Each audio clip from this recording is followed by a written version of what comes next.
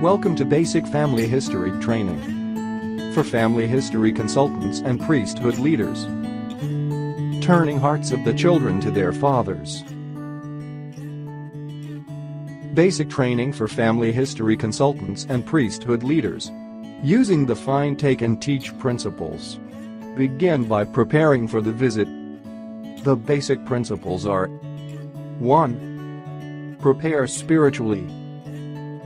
2. Discover their family history goals. 3. Get access to their helper information. 4. Search their tree for ordinances. 5. Prepare a personalized lesson. 6. Point to the temple. Go to the temple as families whenever possible. Elder Cook said, "Getting started with family history is as simple as find, take, and teach." As we think about our work as consultants, the first principle we want to think about is the importance of supporting our priesthood leaders. So we'd encourage you to go to your priesthood leaders and ask them what goals or what objectives do they have as priesthood leaders. Family history consultants work closely with their priesthood leaders. The high priest group leader is the key to having tremendous success. The ward council discusses who will be good candidates for the family history consultants to teach. Responsibilities of high priest group leaders. 1. Direct the efforts of the family history work in the ward. 2. Recommend names to be called as family history consultants. 3. Ensure that family history consultants are properly prepared and trained to perform their callings. 4. Provide assignments to work with certain ward members. The high priest group leader can provide you the names that have been discussed in ward council. Be proactive in finding members to teach. Just how do I find members to teach? Start with the young men and young women, young families, empty nesters, less actives, and new converts. Passing around a list for members to sign in the various organizations has been very successful.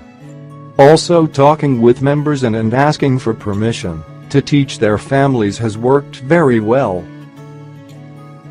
Let's take a look at some ways to teach beginners. Remember to teach line upon line and precept upon precept. Be sure to start with the basics. Remember what President Monson has said: none of us can become an expert in family history work without first being a novice. Begin by teaching how to find green temples, then how to do hint harvesting, and last, records research and resolving errors. Before meeting with the family, be sure to search for ancestors that have no duplicates or errors.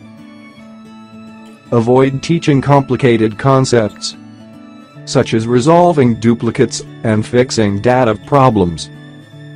After assisting someone to find the name of one or more of their ancestors and then reserving their temple ordinances, we are to invite them to assist and teach others on how to do the same.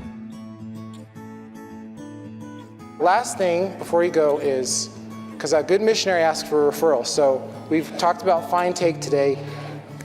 Your opportunity is to teach someone else. And would you be willing if I came and helped you teach your son Sam? Because I have another name here, another path that we could take Sam through. And that way when you went to the temple, Grace could do this name and Sam could do some names and Brandon could baptize you all. And I think it'd be a good family experience. Yeah, that'd be great. Okay, got my referral. Thanks, Emily. We all can be saviors on Mount Zion. Some other benefits of doing family history: keep the Sabbath day holy, strengthen new converts, reactivate members, prepare missionaries, strengthen families. Elder Holland has said, "The Lord loves us with all of his might, mind, and strength." And I know the Lord will help us succeed in this magnificent work. And I know the Lord will bless us in our efforts to assist in His marvelous work to bring to pass the immortality and the eternal life of our ancestors and their descendants. There will be very few, if any, in the spirit world who will not accept the gospel. President Wilford Woodruff, General Conference, April 1894. We've been asked to find, take, and teach. Find the names of our ancestors, take them to the temple, and then most importantly as well, teach others to do the same. Now, it's very important that as a priesthood leader, you have also had this opportunity to find, take, and teach for yourself. What we have found as we've gone out and worked with stake leaders and ward leaders is that when a priesthood leader has had this own opportunity himself to start with, it makes a world of difference. I think you'll find it exciting, but you'll also hopefully be able to find some aspects that'll help you in your work. The story starts, though, back when this stake was submitting at a rate of about 2 to 3%, which, as you know, if you've been to the conferences before, that used to be about the stake average, or the world average for stakes was about 2.5%.